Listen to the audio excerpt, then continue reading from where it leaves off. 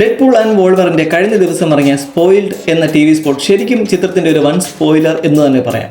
Trailer break down വീഡിയോയിൽ ഞാൻ സംശയിച്ച Loki connection ഇതോടെ സത്യമായിരിക്കുകയാണ്. ലോഗിയിലെ TVA ഏജന്റ് ഹണ്ടർ B-15ന്റെ ഫസ്റ്റ് അപ്പിയറൻസ് ഈ ടീസറിൽ കാണാം. അപ്പോൾ ഈ ഓർഗനൈസേഷന് ചിത്രത്തിൽ ഒരു പ്രധാന റോൾ ഉണ്ടെന്നർത്ഥം. That means time line break happens.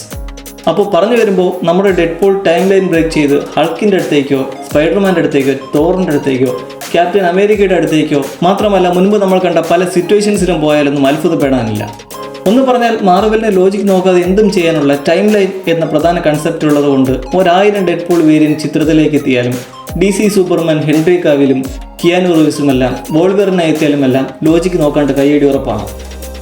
3 സ്പൈഡർമാൻമാരൊന്നിച്ചപ്പോൾ സേവിയറെ എത്തിയ പോലെ അപ്പോൾ ഡെഡ്പൂളിനെ രക്ഷിക്കാൻ ഡോക്ടർ സ്ട്രേഞ്ചും കൂട്ടാളിയും എത്തേണ്ടി വരും.